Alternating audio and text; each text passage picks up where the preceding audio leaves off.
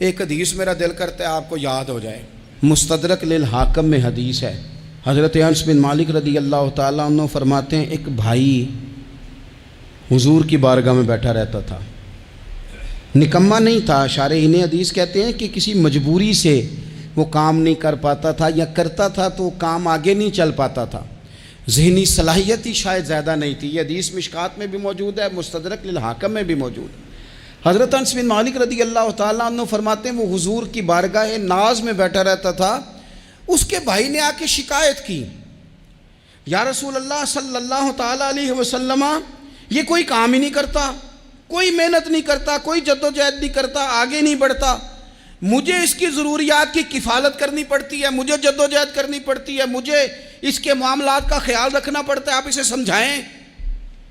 تو حضور نے بہت سارے لوگوں کو سمجھایا جو کام نہیں کرتے تھے۔ ہمیں سیاستہ میں وہ حدیث بھی ملتی ہے جس بندے کو نبی پاک صلی اللہ علیہ وسلم نے کہا تھا کہ تیرے پاس جو بھی گھر میں ہے لا، تو وہ پیالہ اور کمبل لائے تھے، حضور نے بیچ کے کہا تھا جا کلاڑا خرید کے لا اور لکڑیاں کاٹ کے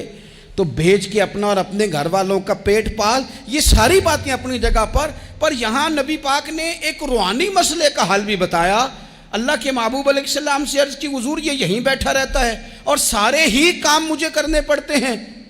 تو حضور نے نظر مبارک اٹھا کے بھائی کی جانب دیکھا جو بھائی کا شکوہ کر رہا تھا،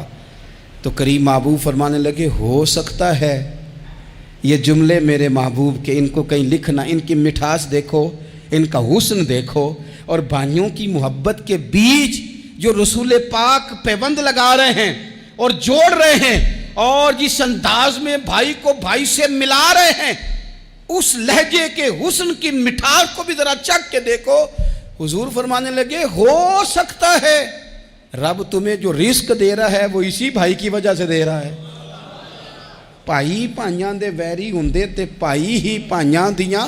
باواں، او بھائی ہو سکتا ہے اس کی وجہ سے تجھے مل رہا ہو، اس کی وجہ سے۔ وہ دروازے نہ بند کریں جن دروازوں کی برکت سے روزی آتی ہے، کبھی بھی وہ کام نہ کریں جن کاموں کی اگر آپ کو کل تک برکت تھی، کل تک کام ٹھیک چل رہا تھا، کل تک نظام بہتر تھا، اور آج آپ کو محسوس ہوتا ہے کہ کہیں کمزوری آ گئی ہے، کہیں حالات اس طرح کے نہیں رہے، تو پھر آپ غور کریں کہیں ایسا تو نہیں کسی غریب کا آپ کے گھر سے رزق جاتا تھا اور آپ نے بند کر دیا،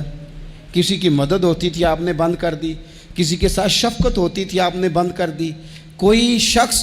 آپ کی وجہ سے تسلی میں تھا اور پھر آپ نے اسے تکلیف میں ڈال دیا۔ اللہ کے محبوب نے فرمایا تمہارے کمزوروں کی وجہ سے تمہیں رزق دیا جاتا ہے، تمہارے ضعیفوں کی وجہ سے تمہیں رزق دیا جاتا ہے۔ تم نے تو ایک بندہ یہ کہہ کے نکال دیا کہ جا تیری تنخواہ میں نہیں دے سکتا، لیکن کیا پتا کہ اس کی تنخواہ کی وجہ سے ہی باقی سارا کچھ بھی آتا ہو، کیا پتا کہ اسی کے سبب سے اللہ انعام فرماتا ہو۔ لہٰذا ان روحانی مسائل کا بھی تھوڑا سا خیال کریں۔